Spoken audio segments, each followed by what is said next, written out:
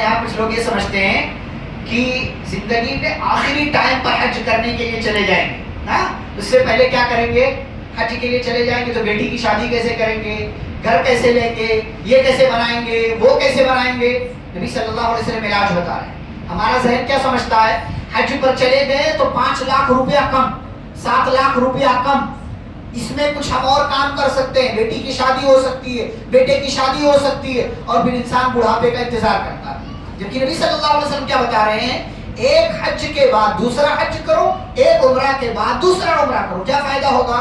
فَإِنَّهُمَا يَنْفِيَانِ الْفَقْرَ وَالذُّنُوبَ، کیونکہ ایک حج کے بعد دوسرا حج، ایک عمرہ کے بعد دوسرا عمرہ کرنے کا فائدہ کیا ہوتا ہے؟ اس سے غریبی اور گناہ ایسے ہی مٹ جاتے ہیں کما ينفي الكير خبث الحديد والذهب والفضة، کہ جیسے بھٹی کی آگ لوہے، سونے اور چاندی کے اوپر لگے ہوئے میل کچیل کو صاف کر دیتی ہے، ایسے ایک حج کرنے کے بعد، ایک عمرہ کرنے کے بعد دوسرا حج دوسرا عمرہ کرنے سے انسان کی غریبی مٹتی ہے اور انسان کے گناہ مٹتے ہیں۔ تو نبی صلی اللہ علیہ وسلم کیا فرما رہے ہیں؟ حج پر جلدی چلے جاؤ گے، فائدہ کیا ہوگا؟ اللہ تعالیٰ اور مالدار بنا دے گا۔ یہ اللہ کا وعدہ ہے، یہ نبی صلی اللہ علیہ وسلم کی تعلیم ہے کہ حج پر جانے سے بظاہر 5 لاکھ 7 لاکھ 10 لاکھ کم ہوا، لیکن اس کے بدلے اس کا فائدہ، بدلہ، ثواب، فضیلت کیا ملے گی کہ اللہ تعالیٰ آپ کی زندگی میں برکت دے کر کے آپ کی زندگی سے جو مال کم ہوا تھا وہ آپ کی زندگی میں اور لا کر کے اللہ دے دے گا۔ تو یہ ہے حج کی فضیلت، جس کا تذکرہ میں نے آپ کے سامنے اختصار کے ساتھ کیا۔ حج کی فضیلت جاننے کے بعد اب حج کے حوالے سے چند باتیں ہم لوگ دیکھتے ہیں، جس کو آپ احکام کہہ سکتے ہیں، مسائل کہہ سکتے ہیں اور دیگر باتیں کہہ سکتے ہیں۔ حج کا فائدہ کیا ہوتا ہے؟ تو حج کے فائدے کو ہم 2 گروپ میں تقسیم کر سکتے ہیں۔ پہلا گروپ ہے دینی فائدہ، دوسرا گروپ ہے دنیاوی فائدہ۔ دنیا کا فائدہ، دین کا۔ حج کرنے سے صرف دین کا فائدہ، دینی فائدہ نہیں ہوتا، صرف آخرت کا فائدہ نہیں ہوتا، دنیا کا بھی فائدہ ہوتا ہے۔ سب سے پہلے ہم دینی فائدہ لیتے ہیں کہ حج کی وجہ سے دینی فائدہ کیا ملتا ہے۔ نمبر 1، خانہ کعبہ کی زیارت کا موقع ملتا ہے۔ کون مسلمان نہیں چاہتا کہ اللہ کے گھر کو دیکھے؟ کس کی دعا ہے یہ؟ ابراہیم علیہ السلام کیا دعا کیا تھا؟ فَاجْعَلْ أَفْئِدَةً مِّنَ النَّاسِ تَهْوِي إِلَيْهِمْ، اے اللہ لوگوں کے دلوں میں خانہ کعبہ کی محبت ڈال دے کہ لوگ یہاں آنا چاہے، ان کا دل تڑپے۔ اسی لیے مسلمان غریب سے غریب بھی ہو، خانہ کعبہ کی تصویر دیکھ کر کے ایک تڑپ پیدا ہوتی ہے اس کے اندر، ایک شوق کہ کیسے میں بھی یہاں پہنچ سکوں۔ اور سبحان اللہ، جو بندہ حج پر چلے جائے اس کو فائدہ کیا ملتا ہے؟ دینی فائدہ۔ پہلا فائدہ کیا ہے؟ اسے اللہ کے اس گھر کی زیارت کا موقع ملتا ہے، اور صرف اللہ کے گھر کی زیارت کا موقع نہیں ملتا، وہ مینا، عرفات، مزدلفہ، مکہ کے اور آس پاس کے علاقے جہاں پیارے نبی صلی اللہ علیہ وسلم پیدا ہوئے، بچپن گزارا، جوانی گزارا، جہاں نبوت ملی، جہاں نبوت کے بعد 13 سال آپ رہے، یہ ساری چیزیں وہ دیکھتا ہے، مشاہدہ کرتا ہے، ان کی زیارت کرتا ہے۔ تو یہ حج کا پہلا دینی فائدہ ہے کہ اس کے دل میں بیت اللہ کی، خانہ کعبہ کی، مکہ کی محبت اللہ تعالیٰ اور بسا دیتا ہے، اور وہ اللہ سے بھی محبت کرتا ہے، رسول اللہ صلی اللہ علیہ وسلم سے بھی محبت کرتا ہے۔ دوسرا فائدہ کیا ہے؟ جب حج پر بندہ جاتا ہے تو اسے خانہ کعبہ میں نماز پڑھنے کا موقع ملتا ہے، اور نماز کا فائدہ کیا ہے؟ ایک نماز ثواب کیا ہے؟ 1 لاکھ نماز کا ثواب۔ اب اپنی اس مسجد میں 1 لاکھ بار نماز پڑھو، اور خانہ کعبہ میں صرف 1 بار پڑھ لو، دونوں اچھا 1 لاکھ فرض نمازوں کی بات اگر آپ کر لو، 60 سال آپ جا کر کے پڑھو 5 وقت کی نمازیں پابندی کے ساتھ، تب جا کر کے 1 لاکھ نماز ہوگی۔ پوری زندگی گویا کی بندے کی نکل جائے گی۔ نماز فرض کب ہوتی؟ بالغ ہوا تھا، 13-14 سال میں بالغ ہوا، 60 سال اور زندہ رہا، یعنی گویا کہ 75 سال وہ زندہ رہا، تب اس کی زندگی میں جا کر کے 1 لاکھ نمازیں، فرض نمازیں پڑھنے کا موقع ملتا، اور خانہ کعبہ میں صرف 1 بار پڑھ لے اس کو 1 لاکھ نماز کا ثواب ہے۔ یہ دینی فائدہ ہے۔ اور جو بندہ 10 دن رہے گا، 15 دن رہے گا، 15 دن میں صرف فرض نمازوں کا حساب آپ کر لو تو 15 × 25 = 75، کتنا نماز کا ثواب ملا اس کو؟ 75 लाख नमाजों का सवाब। 15 दिन रहा, 75 टाइम की नमाज पढ़ा, नफली नमाजें छोड़ो आप, सिर्फ फर्ज नमाजें, 75 लाख नमाजों का सवाब सिर्फ और सिर्फ फर्ज पढ़ करके वो हासिल कर सकता है। ये हज की वजह से दीनी फायदा है, आखिरत का फायदा जो बंदे को हासिल होता है। तीसरा दीनी फायदा जो बंदे को मिलता है वो है तवाफ करना। आपको पता है तवाफ ऐसी इबादत है जो सिर्फ खाने काबा में होती है, उसके अलावा कहीं नहीं कर सकते आप, कहीं भी नहीं। नमाज आप यहाँ पर भी पढ़ सकते हैं, ज़कात यहाँ पर भी दे सकते हैं, रोजा यहाँ पर भी रख सकते हैं, और दीगर आप काम आप यहाँ पर कर सकते हैं, लेकिन तवाफ जैसी अजीम इबादत सिर्फ आप खाने काबा में कर सकते हैं। ये दीनी फायदा है कि तवाफ करने का मौका आपको अल्लाह की जानिब से हासिल होता है। चौथा फायदा, दीनी फायदा, सफा मरवा के दरमियान सई करते हैं। और ये किसकी सुन्नत है? हज़रत हाजरा अलैहिस्सलाम की। सफा और मरवा के दरमियान 7 चक्कर लगाना उमरा में भी रुकन है और हज में भी रुकन है। अगर कोई सफा मरवा के दरमियान सही नहीं करता, चक्कर नहीं लगाता, दौड़ता नहीं है, तो उसका हज भी नहीं, उसका उमरा भी नहीं। रुकन है, और रुकन के छोड़ देने से वो चीज मानी नहीं जाएगी। तो ये बंदा जो हज पर जा रहा है उसको ये मौका मिलता है कि वो सफा मरवा के दरमियान दौड़े, चक्कर लगाए, सही करे। इसको क्या फायदा मिलता है? हज़रत हाजरा और प्यारे नबी सल्लल्लाहु अलैहि वसल्लम की सुन्नत पर अमल करने का सवाब मिलता है, उसका उम्रा मुकम्मल होता है, उसका हज मुकम्मल होता है। एक और दीनी फायदा क्या मिलता है? हजरे अस्वद को बोसा लेने का मौका मिलता है, या उसे छूने का मौका मिलता है, या छूना नहीं तो कम से कम इशारा करने का मौका मिलता है। क्या फायदा मिलता है? जो बंदा हजरे अस्वद को चूमे, उसको छुए या उसकी तरफ इशारा करे, तो हजरे अस्वद क़यामत के दिन ऐसे बंदे के लिए क्या करेगा? सिफारिश करेगा, सिफारिश करेगा ऐसे बंदे की। ये आखिरत का, दीन का आपका फायदा हो रहा है। प्यारे नबी सल्लल्लाहु अलैहि वसल्लम ने ये काम किया, इसीलिए हमें भी करना चाहिए। भीड़ है तो वहां जाने से, धक्का मुक्की करने से बचना चाहिए, लेकिन अगर बोसा देने का मौका मिले तो लेना चाहिए।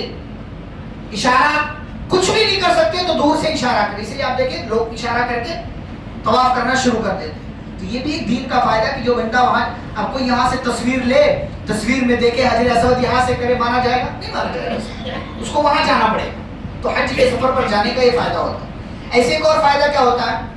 अब तो ये फायदा यहाँ पर भी मिल जाता है, लेकिन हज पर जाने से ये बड़ा फायदा मिलता है कि आपको जमजम पीने का मौका मिलता है। यहाँ पर तो लिमिट में आपको मिलता है ना, कोई लेकर के आया, आपको दिया, या आपने खरीद लिया, मिल गया, तो बड़ी मुश्किल से थोड़ा थोड़ा करके पीते। और वहां पर क्या है? बह रहा, जितना पीना है पियो। कुछ लोग तो वुज़ू भी करते हैं, कुछ लोग तो कपड़े भी धुल लेते हैं, कुछ लोग तो अपना कफन भी बना करके वहां से धुल करके लेकर के आते हैं। सब गलत बात है। ज़मज़म मुबारक पानी है, इसकी तौहीन नहीं होना चाहिए, इसकी तौहीन नहीं होना, ज़ाया नहीं करना चाहिए इसको। आम पानी की तरह, कि आप आम पानी भी ज़ाया नहीं करना चाहिए, लेकिन ज़मज़म एक मुबारक पानी है, एक शरफ वाला पानी है, इसलिए उसकी और कदर करना चाहिए। और वहां क्या है? जब चाहो, जितना चाहो आप पियो, या तो उसका जो है घर होटल में भर करके ले आओ, जहां आप रह रहे हो वहां लेकर के जाओ, आप 24 घंटे वही पीते रहो, कोई आपको रोकने वाला नहीं, मना करने वाला। ये अल्लाह की कारीगरी है, उसकी कुदरत है। आप वहां जाते हैं, और प्यारे नबी सल्लल्लाहु अलैहि वसल्लम ने क्या फरमाया? मा ज़मज़म लिमा शुरिब लहू। एक दुनिया का भी फायदा यहाँ मिल जाता है, आगे हम जिक्र करेंगे, लेकिन एक दुनिया का भी फायदा मिल जाता है। अगर कोई बंदा बीमार है, ऐसी बीमारी खत्म नहीं हो रही है, ज़मज़म का पानी पी ले। नबी सल्लल्लाहु अलैहि वसल्लम क्या फरमाते हैं? ज़मज़म का पानी उस चीज के लिए जिसके लिए पिया जाए। जो भी आप नियत करके ज़मज़म का पानी पिएंगे, आपकी नियत अल्लाह ताला इस पानी की बरकत से क्या करेगा? पूरी कर देगा। आप बीमार हैं, ये सोचिए अल्लाह मेरी बीमारी दूर कर दे, मैं ज़मज़म का पानी पी रहा हूँ, अल्लाह दूर कर देगा। आप ये चाहते हैं आगे महीने मेरा एग्जाम है, जॉब नहीं मिल रही, अल्लाह को एक अच्छी जॉब दिला दे, आप ये ज़मज़म का पानी इस नियत के साथ पी ले, इंशाअल्लाह आपको जॉब मिल जाए। और ऐसे कितने वाक़यात हैं सलफ के कितने वाक़यात हैं, उन्होंने ये मुराद, ये नियत करके पानी पिया, अल्लाह ने उनकी वो मुराद पूरी कर दी। हमें भी करना, ये जो है दीन का भी फायदा है, ये दुनिया का भी फायदा है। अच्छा, एक और दुनियावी दीनी फायदा मिलता है।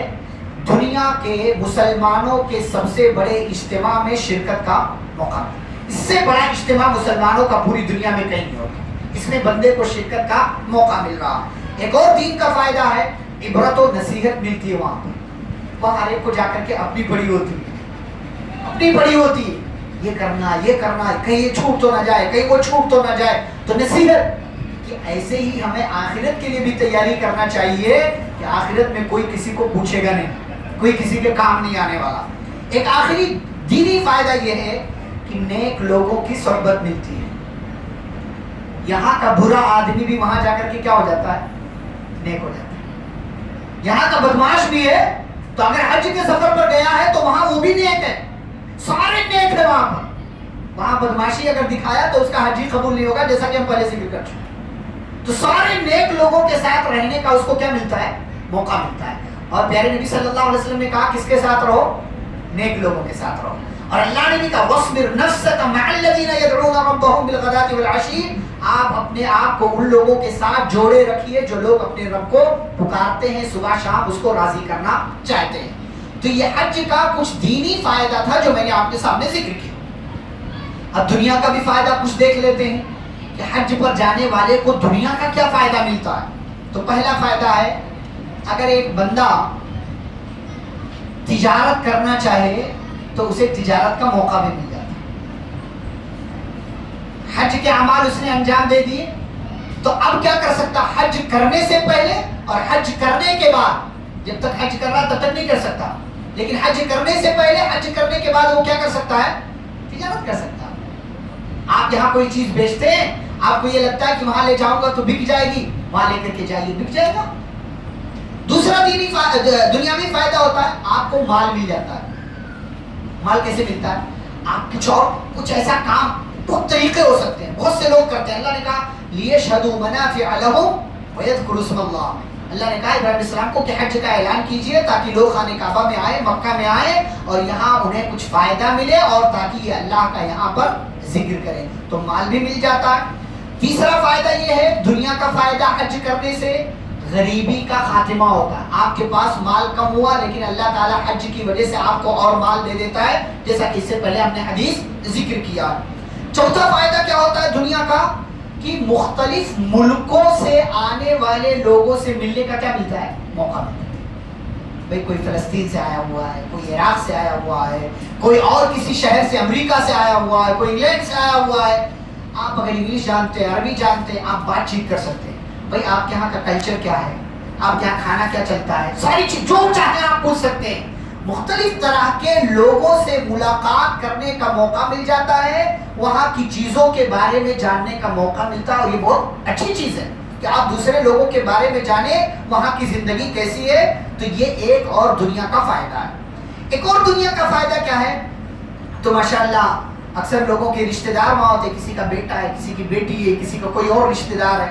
اب آپ یہاں سے حج کے لیے جائیں تو ایک دنیا کا فائدہ کیا ملتا ہے, رشتہ داروں سے ملاقات ہو جاتی ہے. ورنہ وہ آتے ہیں یہاں پر پھر ملاقات ہوتی, آپ یہاں سے گئے وہاں پر تو ان سے ملاقات ہو جاتی ہے, اور اس طریقے سے صلہ رحمی کرنے کا ایک موقع بندے کے ہاتھ لگ جاتا ہے.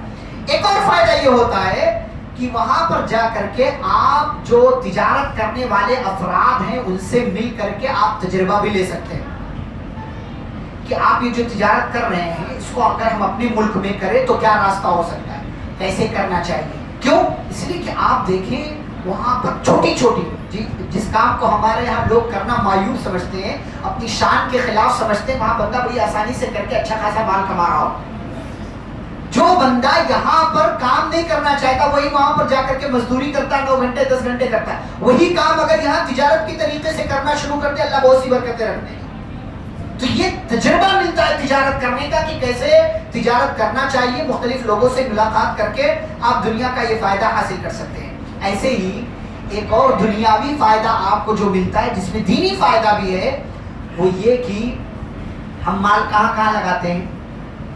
کبھی کسی نے حرام میں لگا دیا, کسی نے جوئے میں لگا دیا, کسی نے کبھی مسجد میں, چلو اللہ نے توفیق دیا مسجد میں دے دیا, کسی نے مدرسے میں دے دیا. لیکن مال کو بہترین جگہ لگانے کا ایک موقع کیا ہے, حج کی صورت میں. اگر آپ آپ نے اپنا مال حج میں لگا دیا تو گویا کہ آپ نے بہترین انویسٹ کیا، دنیا کے حساب سے بھی اور دین کے حساب سے بھی۔ سب سے بہترین جگہ جہاں اپنا بندہ بہت سارا مال لگاتا ہے وہ ہے حج کرنا۔ بندہ حج کے سفر پر جاتا ہے، اسی لیے نبی صلی اللہ علیہ وسلم نے کیا فرمایا، جس کا حج کا ارادہ ہو تو اسے کیا کرنا چاہیے، جلدی کرنا چاہیے۔ کیوں؟ اس لیے کہ کبھی بندہ بیمار ہو جاتا ہے تو بیماری میں سارا پیسہ چلا جاتا ہے، کبھی گھر میں کوئی حادثہ ہو گیا اللہ نہ کرے تو مال وہاں چلا جاتا ہے، کبھی کسی رشتہ دار کا گھر میں کسی بندے کا ایکسیڈنٹ ہو گیا، کوئی اور مصیبت آ گئی، وہاں سارا پیسہ لگ جاتا ہے۔ تو بندے نے سوچا ہوا ہے کہ 5 سال بعد حج کروں گا، لیکن تب تک وہ سارا پیسہ کیا چلا جاتا ہے، خراب ہو جاتا ہے۔ اس لیے مال کو بہترین جگہ لگانے کا، انویسٹ کرنے کا ایک جو جگہ ہے وہ ہے آپ حج پر اپنا مال لگائیں۔ اس کا فائدہ جیسا کہ میں نے بتایا، آپ کا حج بھی ہو جائے گا اور بدلے میں اللہ تعالیٰ حج کی برکت آپ کو دے گا اور آپ کو بہت سارا منافع، فائدہ حاصل ہو جائے گا۔ حج کے فائدے دیکھنے کے بعد آئیے ہم دیکھتے ہیں کہ حج کے مقاصد کیا ہیں، اللہ نے کس وجہ سے حج کو فرض کیا ہے، حج بندہ کرنے کے لیے کیوں جائے یا کیوں جاتا ہے۔ پہلا مقصد، تاکہ اللہ کی توحید کو کیا کیا جائے، ثابت کیا جائے۔ اللہ نے ہمیں کیوں پیدا کیا، اپنی عبادت کی، اور حج کے موقع پر اتنے سارے افراد جو جمع ہوتے ہیں وہ سب سے پہلا کام کیا کرتے ہیں، اللہ کی توحید کا اقرار۔ جیسے ہی میقات سے گزرے کیا شروع کرتے ہیں، تلبیہ پکار، لبیک اللہم لبیک لبیک لا شریک لک لبیک ان الحمد والنعمت لک والملک لا شریک لک۔ اللہ میں حاضر ہوں، تیرے سوا کوئی معبود نہیں ہے اور تیرا کوئی پارٹنر نہیں ہے، تیرا کوئی شریک نہیں ہے۔ سارے بندے 20-25 لاکھ مسلمانوں کا اجتماع بیک زبان سارے یہی اعلان کر رہے ہوتے ہیں کہ لوگوں اللہ کی توحید کو اپناؤ، اس لیے کہ توحید اپنانے میں ہی نجات اور کامیابی ہے۔ یہ پہلا مقصد۔ دوسرا مقصد کیا ہے، تاکہ بندہ اللہ کے سامنے اپنی عاجزی کا اظہار کرے۔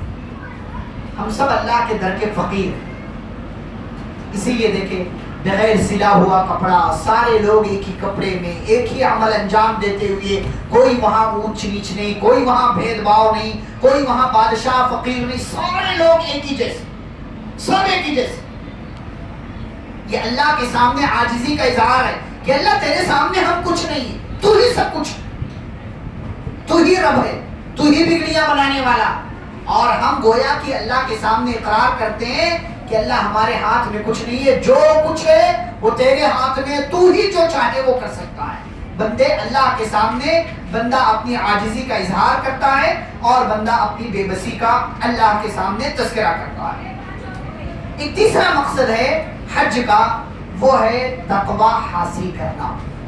ابھی آپ نے رمضان کے روزے رکھے، اس کا مقصد کیا تھا، لعلکم تتقون، تاکہ تم متقی بن جاؤ، تمہارے اندر تقوی آ جائے۔ حج کا مقصد بھی کیا ہے، تقوی۔ واتقونی یا اولی الالباب، اللہ نے جہاں حج کا تذکرہ کیا وہاں کہا اے عقل مندو میرا تقوی اختیار کرو، میرا تقوی اختیار کرو۔ اور حج میں تقوی کیا ہے، میں نے پہلے ہی شرط بتایا کہ جو بندہ حج کے لیے جائے، اگر دکھانے کے لیے جائے کہ ہاں سارے لوگ سمجھیں کہ حج پر گیا، لوگوں کو دکھانے کے لیے، حاجی کا ٹائٹل لینے کے لیے، تاکہ یہ سمجھا جائے کہ یہ بندہ دیکھو کتنا عظیم ہے کہ اس نے حج کا سفر کیا ہے، یا وہاں جا کر کے بڑائی کا جائے، میرے سامنے کوئی ٹھہرنا نہیں، دھکا دیتا ہے، کسی کو گالی دیتا ہے، لڑائی کرتا ہے، جھگڑا کرتا ہے، تو اس کا حج مانا نہیں چاہیے، اس کا حج مبرور نہیں، اس کا حج مقبول نہیں، اس کے حج کا ثواب اسے کچھ نہیں ملے گا، اس کا پیسہ بھی گیا، اس کی محنت بھی گئی، اس کا سفر بھی گیا، اس کا آنا جانا سب برباد ہو گیا۔ کیوں؟ اس لیے کہ اس نے حج کے شرائط پورے نہیں کیے۔ تو حج میں جب بندہ تقوی اختیار کرے گا تب اس کا حج جا کر کے اللہ کے ہاں مقبول ہوگا۔ تو یہی حج کا مقصد ہے کہ جیسے بندہ اپنے حج کو برباد نہیں کرنے کے لیے کسی کو برا نہیں کہتا، کسی سے لڑائی جھگڑا نہیں کرتا، صرف اللہ کے لیے کام کرتا ہے، ایسے ہی زندگی میں اسے کوئی غلط کام نہیں کرنا چاہیے، بلکہ صرف اللہ کی خاطر اسے زندگی گزارنا چاہیے، عبادت کا کام کرنا چاہیے۔ چوتھا مقصد ہے تاکہ حج پر جانے سے اللہ کے ذکر کو دنیا کے اندر کیا کیا جائے، قائم کیا جائے۔ اسی لیے آپ دیکھیں جہاں جہاں حج کا جو بھی عمل بندہ انجام دیتا ہے، چاہے وہ خانہ کعبہ میں ہو، چاہے وہ مینا میں ہو، چاہے وہ مزدلفہ میں ہو، چاہے وہ عرفات میں ہو، چاہے وہ کنکریاں مارتے ہوئے ہو، ہر جگہ کیا ہے، اللہ کا ذکر، ہر جگہ اللہ کا ذکر کرنا، کہیں بھی اللہ کے ذکر سے چھٹکارا نہیں ہے۔ یہ پیغام ہے حج کا، یہ مقصد ہے کہ لوگوں اپنی زندگی کے اندر اللہ کے ذکر کو لازم پکڑو، اللہ کا ذکر کرتے ہو، صبح شام کے اذکار کا اہتمام کرو، زندگی میں ہمیشہ اللہ کو یاد رکھو، فائدہ کیا ملے گا، اللہ تمہیں بھی یاد رکھے گا۔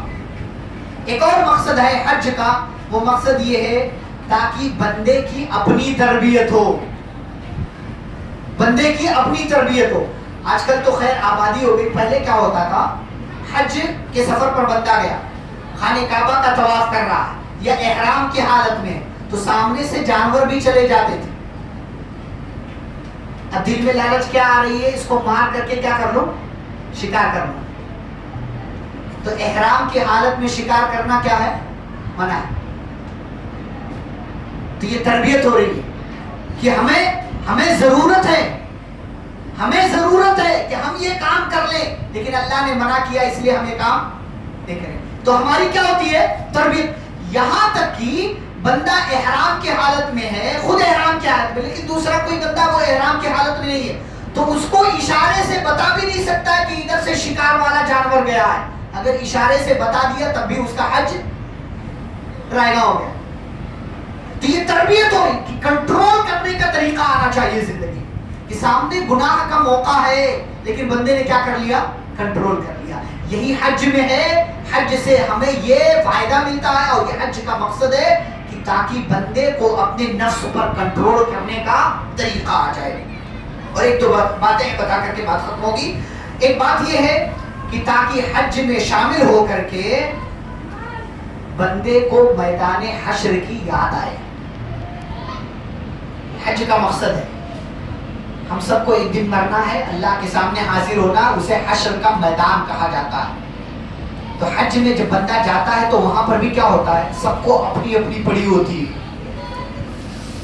اور دنیا میں حج میں پھر بھی بندہ جس کو بیوی کو ساتھ لے کر کے گیا تو بیوی کو دیکھ لیتا کہیں غائب نہ ہو جائے، چھوٹ نہ، وہاں بیوی کو بھی نہیں دیکھے گا۔ یوم یفر المرء من اخیہ، وہاں ہر بندہ دوسرے سے بھاگ رہا ہوگا، ہر ایک کو اپنی پڑی ہوگی کہ بھئی ہمیں نجات مل جائے۔ تو حج میں شرکت کرنے سے کیا یاد آتا ہے، میدان حشر یاد آتا ہے۔ اور یہاں پر تو بندے نے کپڑا بھی پہنا ہوا ہے، چپل بھی پہنا ہوا ہے، حشر کے میدان میں نہ کپڑا ہوگا نہ چپل ہوگا، بندہ ننگا ہوگا اور اس کے جسم پر کوئی کپڑا نہیں ہوگا، اس کے پیر میں کوئی چپل کوئی جوتا نہیں ہوگا۔ میدان حشر کی یاد دلائی جاتی ہے حج میں جو بندہ شامل ہوتا ہے۔ اور ایسے ہی امت کی تربیت ہوتی ہے، اتنا بڑا مسلمانوں کا اجتماع، اس سے تربیت دی جاتی ہے کہ مسلمانوں جیسے یہاں ایک ہو کر کے ہو، ایک ہی کلمہ پکار رہے ہو، سب ایک ہی ساتھ ایک کام کر رہے ہو۔ ایسا نہیں ہے کہ کوئی وہاں ہے، کوئی وہاں ہے، کوئی وہاں، سارے لوگ مینا میں تو سب مینا میں، سب مزدلفہ میں تو سب مزدلفہ میں، سب عرفات میں تو سب عرفات میں۔ ایسے ہی اے مسلمانوں تمہیں ایک بن کر کے رہنا چاہیے، نیک بن کر کے رہنا چاہیے۔ اور ایک آخری بات، حج میں شامل ہونے کا ایک مقصد یہ ہے تاکہ بندے کو اپنی زندگی میں اپنے جسم اور بدن پر، اپنی صحت پر اللہ کا شکریہ ادا کرنے کا سلیقہ آئے، اور اپنے مال پر اللہ کا شکریہ ادا کرنے کا سلیقہ ہے۔ جس کے پاس صحت نہیں وہ حج پر نہیں جا سکتا، جس کے پاس مال نہیں وہ حج کے سفر پر نہیں جا سکتا۔ تو جس کو اللہ نے صحت دیا، مال دیا ہے، وہ حج پر جا رہا ہے تو گویا کہ وہ اپنے بدن سے بھی اللہ کا شکر ادا کر رہا ہے اور اپنے مال سے بھی اللہ کا شکر ادا کر رہا ہے. اور یہ پیغام دیا جاتا ہے کہ اگر صحت ہے تو اللہ کا شکر ادا کرو, اگر مال ہے تو اللہ کا شکر ادا کرو اور اس مال کو صحیح جگہ پر استعمال کرو. یہ چند باتیں تھیں جو حج کے حوالے سے احکام, مسائل, فضیلت, فوائد, مقاصد میں نے آپ کے سامنے رکھنے کی کوشش کیا ہے. دعا ہے اللہ رب العزت سے اللہ ہم سبھی کو نیک نیتی کے ساتھ, اخلاص کے ساتھ عبادتوں کے تمام تر اعمال انجام دینے کی توفیق عطا فرمائے. ہم سبھی کو تمام تر عبادتوں کی پابندی کرنے کی اللہ توفیق عطا فرمائے. پیارے نبی صلی اللہ علیہ وسلم کی سنتوں پر عمل کرنے والا بنائے. جب تک اللہ دنیا میں زندہ رکھے, اسلام اور ایمان پر زندہ رکھے. جب ہمارا خاتمہ ہو تو ایمان اور اسلام پر ہو. آمین. وصلی اللہ تعالی علی نبینا محمد وعلی آلہ واصحابہ اجمعین. ربنا تقبل منا انک انت السمیع العلیم. والسلام علیکم ورحمۃ اللہ.